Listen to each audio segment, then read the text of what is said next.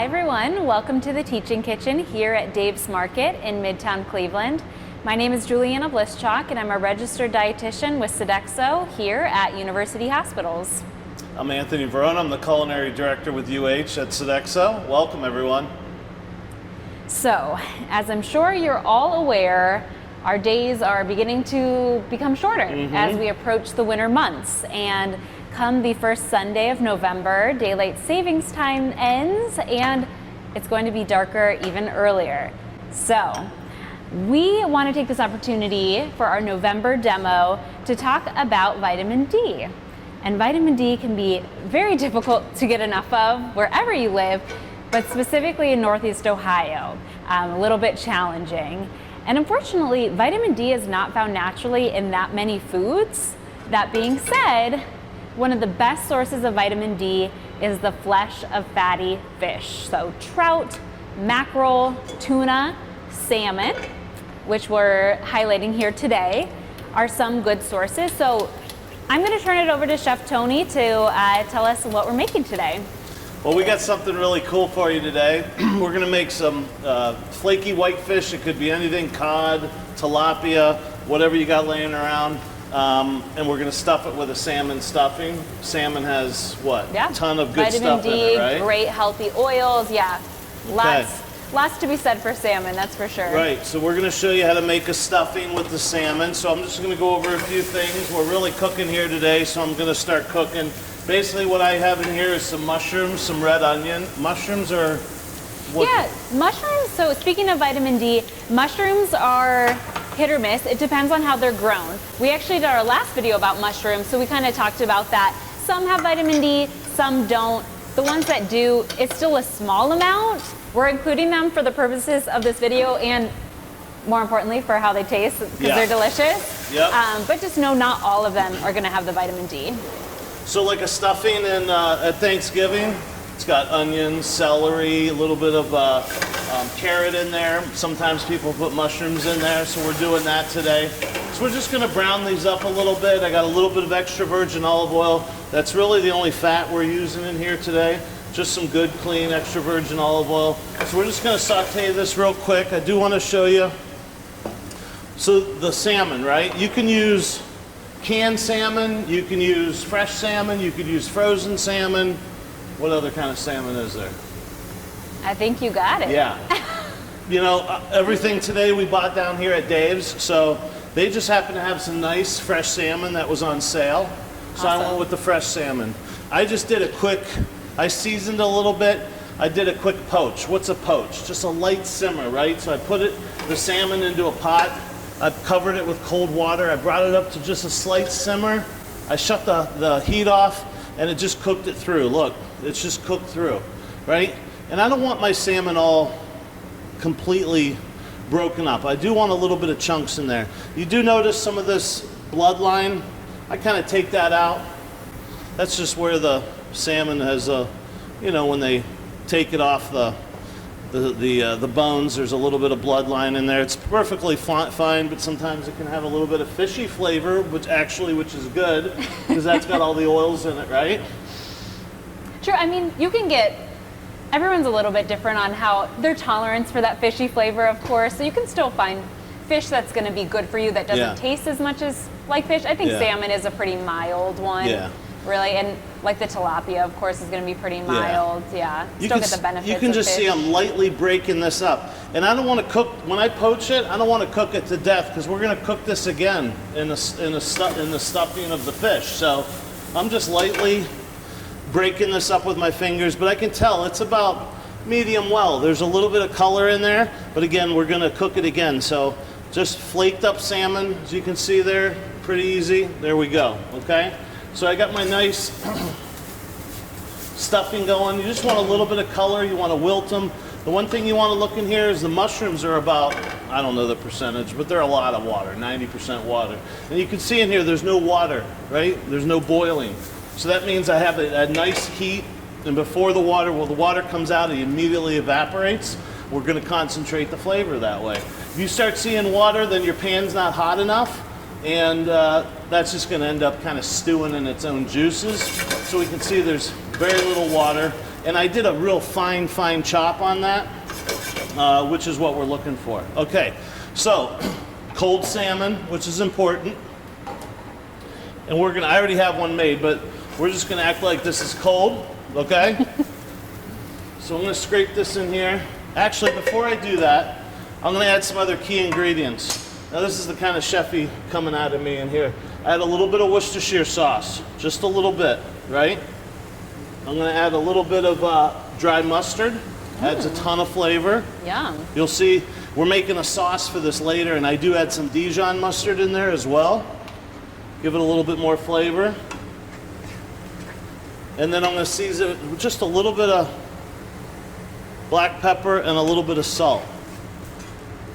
All right, we're gonna add a little bit more flavor here. What's this? Salmon and dill? Come on. Salmon and dill go really well together. Yeah, best And this friends. is real simple, fresh dill. Again, we found it here at Dave's, just a rough chop. Fresh herbs just add a ton of punch of flavor to everything. So a little bit of fresh dill in there. And we're gonna add some chopped parsley. Okay, now, we're gonna mix this in. And again, you want this to be cold, right? You don't want to cook the herbs. I know it's a little warm right now, but again, I made one earlier. And I'm really cooking here, so let me pull out I don't want to show you that, so I'm gonna put that aside, because I have some already done for you. So we're gonna put this into our stuffing, or our salmon. Set that aside, get my spoon. And we're gonna mix this. You'll see what I'm gonna do. I'm gonna lightly fold it. The other thing I'm gonna add in here is just a little bit of saltines, okay, crushed up. You do need a little bit of binder, right? What the binder is, it's gonna hold it together, especially in the stuffing. We're gonna stuff shrimp, we're gonna stuff some fresh cod. If you don't have the binding agent in there, it just ends up kind of falling apart and not being a homogeneous kind of stuffing. But you don't use a lot, right? I don't use a lot. So just a couple tablespoons in there. The other thing I'm adding is some egg yolk. What's in egg yolk? A lot of D? Well, I wouldn't say a lot, but yes, it is one of the sources that naturally does have a little bit of vitamin D. So if you've been keeping track now, fatty fish has the most, little bit in the egg yolk, little bit in sometimes mushrooms, beef liver I didn't mention, but sometimes it's in there too. I don't think we're gonna use that in this recipe though. So see what I'm doing? I'm folding it, right? See how I'm taking that spoon and I'm just kind of folding it? I'm not taking that spoon and mashing it up. You can see there's still nice chunks of salmon in there. That's what I like. I mean, I've seen people kind of make it into salmon salad, and really not what I'm looking for, so I prefer it to have some nice little chunks in there. If there's too big, I break them up a little bit. And again, just fold it in there. Everything's nicely incorporated. When that yolk cooks in the oven, it's going to set up and give it some nice structure, as well as the saltines. I'm going to set that aside. I have some cold.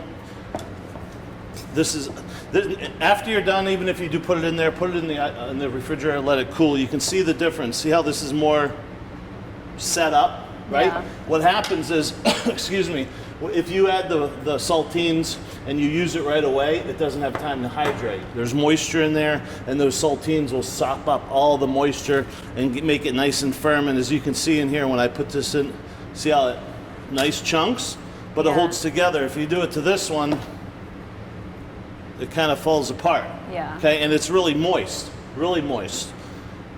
I mean, you want it moist, but you want it kind of, I hate to say dry, but you want it to be kind of hold together. Yeah. Okay. Let's break out our fish. Well, first we're going to do our shrimp, okay? Again, here at Dave's, I either go big or go home. So I got some nice big shrimp. These are called 13-15s. What does that mean? That means about 13 to 15 shrimp per pound. Okay. If you see 16-20, 16 to 20 per pound. 21-25s, 31-35s. Obviously, the higher you go, right, the smaller they are. Yeah. They have ones that are 300s. Those are those little tiny TD shrimp, they're called. Anyhow, I buy these peeled and deveined with the tail on. I think it presents really nice with the tail on. So I take a paring knife. As you can see, the vein is gone, right? But there's nothing to stuff it in there, right? So I take a paring knife carefully, and I go almost to the, that's fine if you see a little bit, right? See how it's opened up? Butterflied is what it's called. So I'm gonna do a couple of these for you. Simple. Take it to the, open it up. That's not far enough. And you can use your fingers and kind of flatten it out a little bit. So we're gonna do 3.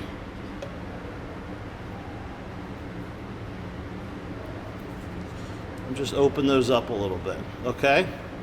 All right, let's set those aside. Now, I'm gonna take my, there's, depending on the size of your shrimp, how much stuffing you're gonna put in there. I am gonna take a little bit of olive oil, put it on the bottom, just rub that around in my pan. And I just happen to be using a non-stick pan today, but you can use anything. And then I'm gonna just take a little bit of stuffing. Less is more, right? So you don't want too much in there, but you see what I'm doing? Okay. Right? And I'm kind of molding that around. And it's like kind of, wow. Yeah, right? And then I put that face down, okay? Let's do another one.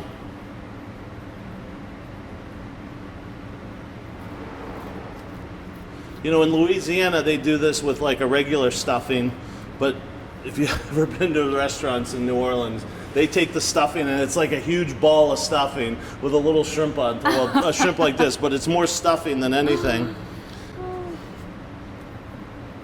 So a little bit of stuffing. I just kind of mold it around. Okay, look, right like that. Okay, we're gonna set that aside because we're gonna make that a little bit nicer here in a second. Now, I just happen to have they had some really nice cod on sale today again. So I'm gonna take some fresh cod, okay? I got my pan. I'm gonna put a little bit of olive oil on my pan. Now, the trick to this is what I like to do. Can you see that all right? I take my knife, I don't go all the way, I don't cut it all the way. I just take it and leave it connected, take the tip of my knife, and just open it up. Okay? There's a lot of people that might try to, do it this way and open. This works good. Look at this, okay? So I'm gonna take a little bit of stuffing, more than I would for the salmon. Kind of make it into a football. All right? Place that down, and then I just place this right on top. Look at that. Okay, like a little window. Yeah, beautiful. And that really looks like a stuffed piece of fish. I'm honestly very glad you're breaking this down for me because I think I would be intimidated by hearing, stuffed fish, stuffed shellfish. Yeah. But you're making it look very easy. And it's hard in a recipe to try to describe this, but like I said, you could take the piece of fish. This was thicker. I actually cut it in half, but you could cut it and try to make it. But what ends up happening is all the stuffing ends up in one. This is. I like how you have that. Every time you take a bite, you're going to get a piece of stuffing. Yeah. Okay. I might as well do this one since we're here. Now this just happens to be a little bit open. Not fish is not perfect. We're going to take the little bit more stuffing. We got another spot here. So we're going to take that and just mold that around. Okay. Now, I'm going to clean up just a tad. My other trick is those egg yolks. I have some left over. I'm going to take a little bit of parsley. I threw it in there. I can take my gloves off now.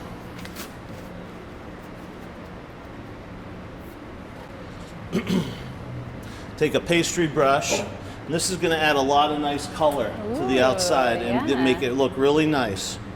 Okay? And this fish is very lean, right? Very lean. So I have, what fat do I have in here? Hardly anything. Just a little bit of olive oil from the sauteing of the vegetables for the stuffing, and then obviously a little bit of fat from the salmon itself. And then the egg yolk now. Yep, now the egg yolk. That's why, And you could brush it with olive oil or do something like that, but that tends to fall off. Egg yolk's obviously nice and viscous, so it's gonna hold on real nice.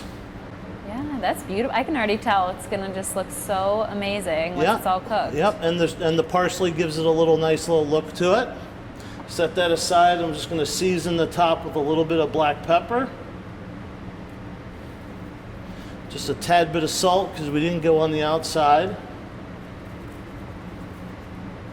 And we're gonna pop these in about a 400-degree oven. Obviously, the shrimp's gonna take a little bit less time than the cod because it's a little thicker. All right, now you could eat it like is, or you could have a little bit of sauce with it, right? And I like a little bit of sauce. Yeah.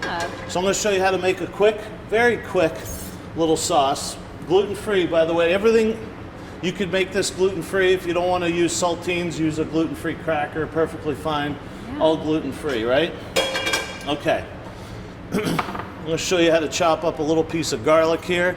Very simple, right? Everybody's seen this before. You can buy this in the supermarket already peeled. Simple, easy peasy. I just give it a little bang with my knife. Probably only need 2. I like a little bit of garlic. And then I just take the tip of my knife and mash it up a little bit. See how your cutting board will smell, but, all right? And then I just run a knife real quick through it. And that's all you're looking for in there. And that's good to go. I go like that, get it on my knife. We're gonna put a little bit of olive oil in our pan. And then I have some shallots.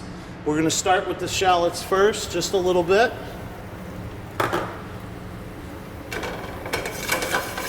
This is gonna be quick, quick, quick.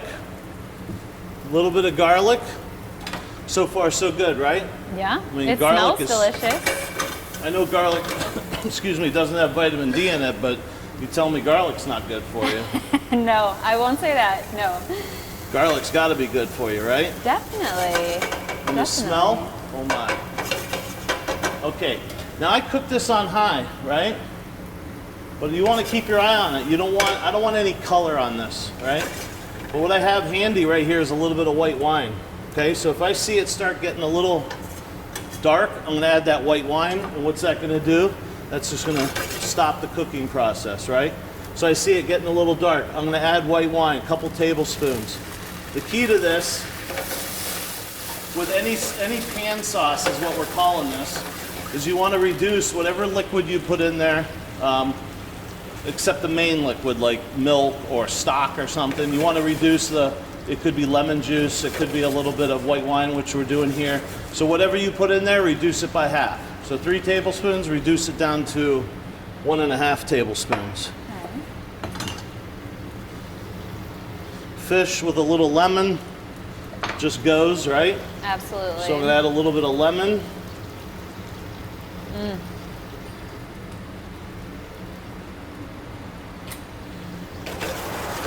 And we can see it's almost there, almost reduced.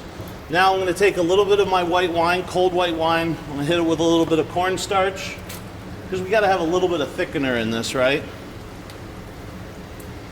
And then 2, for those who can't have alcohol, the alcohol would be cooked out of this. Okay. Totally cooked out. Use lemon juice, right? Use a little sherry vinegar, whatever. I'm gonna add a little bit of Dijon mustard. That's just gonna add a lot of nice body to it and a lot of great flavor. I'll whisk that in. And then a little bit of 2% milk, just a little. And I'm gonna bring that up to a simmer. And I tell you what, sometimes, depending on the amount you make, that Dijon mustard will thicken it as well. But we're just gonna add a little bit of, once we bring this up to a simmer, and you could strain this if you want, you don't want the shallots or the garlic in there, but I like to leave it a little chunky. And we're gonna plate this up real quick. All right, nice simmer. I've got my cornstarch. I'm just gonna add a little bit of cornstarch. I don't want this gloppy thicking, right?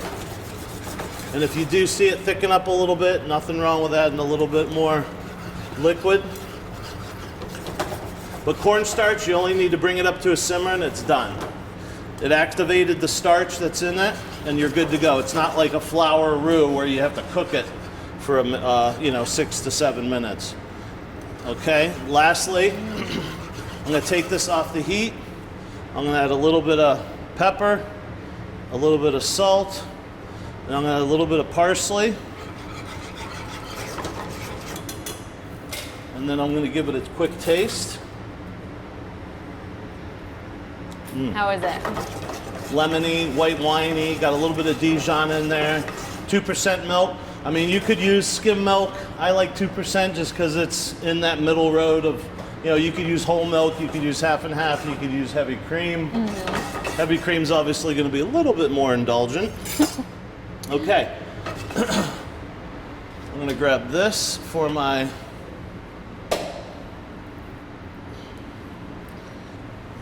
Okay. This is going to be nice here. All right. Now, if you were making, you could make a whole bunch of these. You could make for a party. You could do this individual, just a couple of them for a party. I just happened to do, 5 shrimp and a piece of cod. There's my beautiful sauce. A lot of flavor. I'm going to take my fish, put that right on top there. Wow. I'm going to take my, see how that held up and it got nice and crispy on the bottom?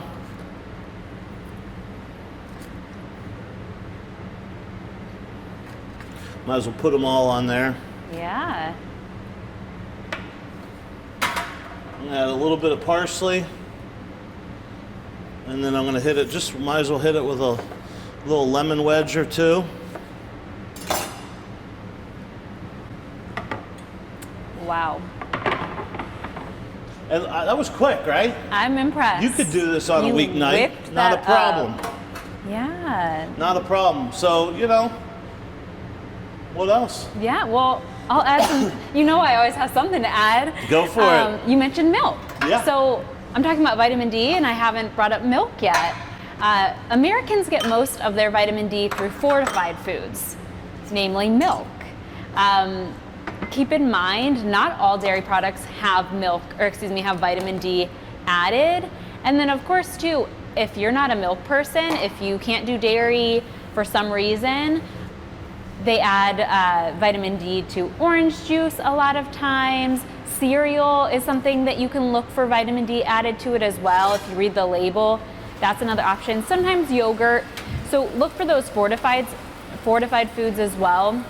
And then of course, talk to your doctor. If you're still having trouble getting vitamin D foods or getting vitamin D from these foods, a supplement might be needed. Lastly, sunlight. We talked about this at the beginning. Oh, beautiful. We don't get a lot of sunlight here. And it isn't that vitamin D is in the sunlight, it's that it allows the UVB in the sunlight, allows our skin to make vitamin D. So, those are the 3 sources, food, supplements, sunlight, and lastly, of course, why does this matter? If in your head you're thinking, our bones, then you are absolutely correct, because it helps us to absorb and retain calcium and phosphorus, which are essential for our bone health. Also helps with immunity, that kind of thing, fighting infection. So vitamin D is very important. It's not in a lot of foods, but we can make the most. This meal, you took this exercise and ran with it. You chose excellent foods to display, sources of vitamin D. So good work there. And I can't wait to try it. It looks absolutely delicious. So we hope you'll try this one at home. We hope you learned a little something. And we'll see you next time. Yeah. Use whatever fish you can find, but use the salmon for sure. Thanks a lot for joining us.